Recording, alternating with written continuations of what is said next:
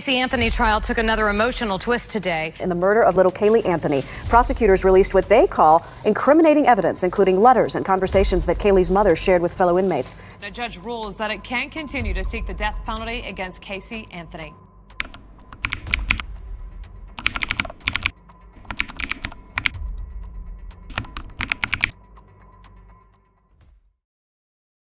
Casey Anthony became one of the most talked about names in America because of the disappearance and death of her 2-year-old daughter, Caylee Anthony. The case shocked the public not only because a young child lost her life, but also because of the behavior, lies, and contradictions that surrounded Casey in the weeks and months after Caylee vanished. What began as a missing child case slowly turned into a courtroom drama that divided the nation and raised deep questions about justice, truth, and how the legal system works. Caylee Marie Anthony was born in August 2005. She lived in Orlando, Florida, with her mother Casey Anthony and her grandparents, Cindy and George Anthony. From the outside, the family looked normal, but inside the home there were tensions. Casey was a young mother who often relied on her parents for support. She did not have stable work and frequently argued with her mother. Despite these problems, Caylee was described by her grandparents as a happy and loving child who was deeply loved by them. In June 2008, Caylee disappeared. The most shocking part of the story is that Casey did not report her missing for 31 days. During this entire month, Casey went out with friends, attended parties, and appeared carefree. When asked later why she did not call the police, Casey gave different explanations, none of which made sense.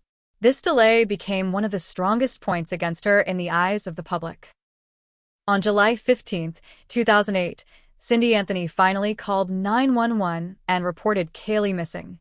During the call, she said something that would later echo throughout the trial.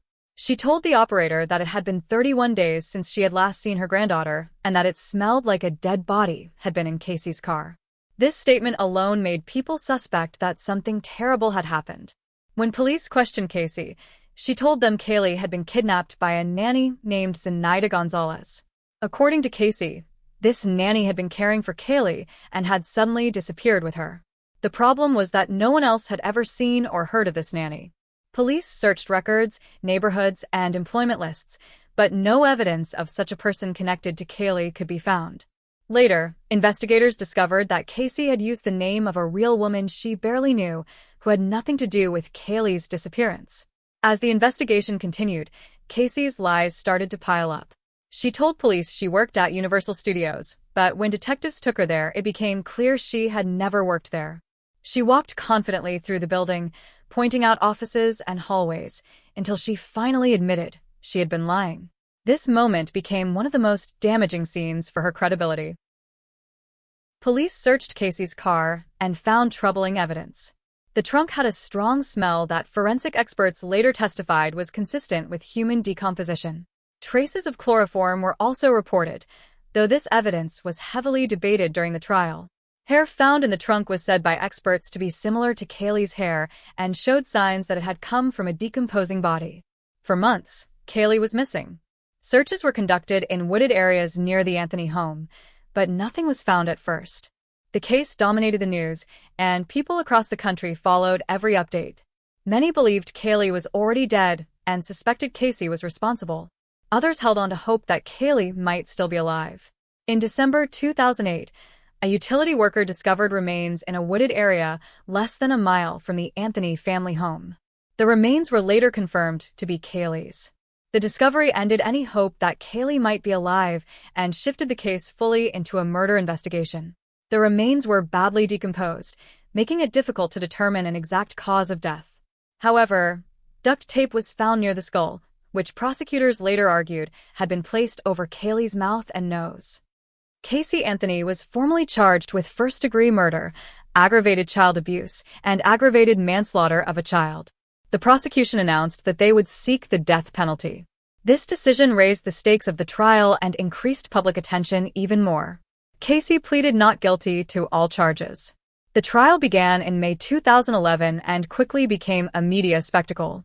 Courtroom seats were limited, and millions of people watched live coverage on television. Every witness, every piece of evidence, and every facial expression from Casey was analyzed by the public and media. The prosecution's case was built on the idea that Casey intentionally killed her daughter to free herself from the responsibilities of motherhood. Prosecutors argued that Casey wanted a carefree life without a child and that Kaylee had become an obstacle.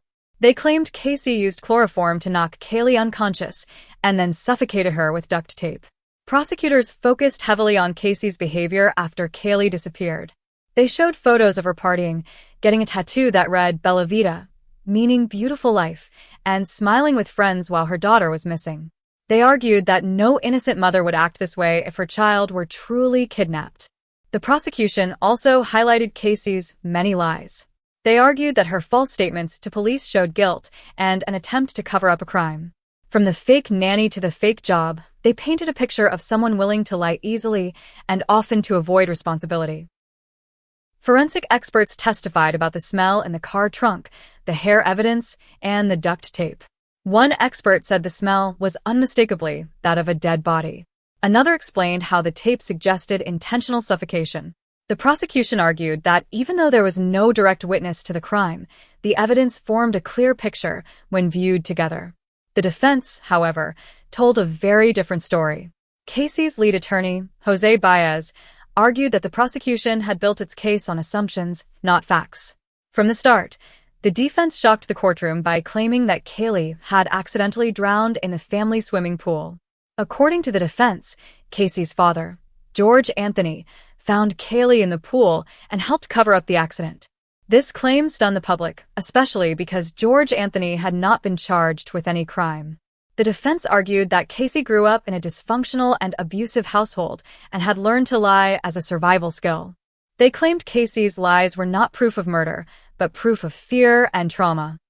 The defense challenged the forensic evidence strongly. They argued that the science behind the chloroform findings was unreliable and that the smell in the trunk could have come from garbage or other sources. They questioned the hair evidence and said it could not be proven beyond doubt that it came from Kaylee or that it showed decomposition. The defense also pointed out that Kaylee's cause of death could not be determined. The medical examiner testified that the manner of death was homicide, but admitted under questioning that there was no physical evidence proving exactly how Kaylee died. This uncertainty became a key point for the defense. Throughout the trial, Casey Anthony herself remained mostly silent, often appearing calm and emotionless. Some viewers saw this as proof of guilt, while others believed it showed emotional detachment caused by trauma. The jury was instructed not to judge her based on appearance, but it was impossible for the public not to form opinions. George and Cindy Anthony both testified during the trial. Their testimonies were emotional and sometimes inconsistent. George denied any involvement in a cover-up and appeared deeply hurt by the defense's accusations. Cindy tried to defend her daughter while also expressing love for her granddaughter. The family dynamics added another layer of complexity to the case. As the trial went on, it became clear that the prosecution faced a major challenge. While many people believed Casey was responsible, belief was not enough. The law required proof beyond a reasonable doubt. The defense repeatedly reminded the jury that suspicion, even strong suspicion, was not the same as proof. After weeks of testimony, the case went to closing arguments. The prosecution urged the jury to look at the total picture and not be fooled by the lack of direct evidence. They argued that Casey's lies, behavior, and the physical evidence pointed clearly to guilt. The defense asked the jury to focus on what was missing. They emphasized the lack of a clear cause of death, the absence of witnesses, and the questionable forensic evidence. They argued that the prosecution had not met its burden and that reasonable doubt existed. On July 5, 2011, the jury returned its verdict. After just over 10 hours of deliberation, Casey Anthony was found not guilty of first-degree murder, aggravated child abuse, and aggravated manslaughter. She was found guilty only of 4 counts of providing false information to law enforcement, for which she received credit for time already served. The verdict caused outrage across the country. Many people were shocked and angry, believing that justice had not been served. Protesters gathered outside the courthouse, and social media exploded with criticism of the legal system. Some jurors later spoke out, saying the prosecution had failed to prove its case beyond a reasonable doubt. One juror explained that while they suspected Casey was involved, suspicion was not enough under the law. They said the prosecution overreached by charging first-degree murder and seeking the death penalty without strong enough evidence to support it. After the trial, Casey Anthony was released from jail and largely disappeared from public life. She later gave interviews maintaining her innocence and repeating the claim that Caylee drowned accidentally. These statements did little to change public opinion, which largely remains against her. The Casey Anthony trial remains one of the most controversial criminal cases in American history. It showed how a case could appear clear in the court of public opinion but fall apart in a court of law. It also highlighted the importance of evidence, the power of reasonable doubt, and the limits of the justice system. For many, the case is a reminder that legal outcomes do not always bring emotional closure. Caylee Anthony's life was tragically short, and the exact truth of what happened to her may never be fully known. What remains is a story that continues to be discussed, debated, and remembered as a powerful example of how complex and unsettling real-life crime can be. The trial also changed how media covers high-profile cases. It raised questions about whether constant coverage influences public perception and whether that perception should matter in a courtroom. The Casey Anthony case became more than a murder trial. It became a cultural moment that forced people to confront uncomfortable truths about justice, parenting, and human behavior. Years later, the name Casey Anthony still sparks strong reactions. Some see her as a symbol of a system that failed a child. Others see her as an example of how the law must protect against wrongful conviction,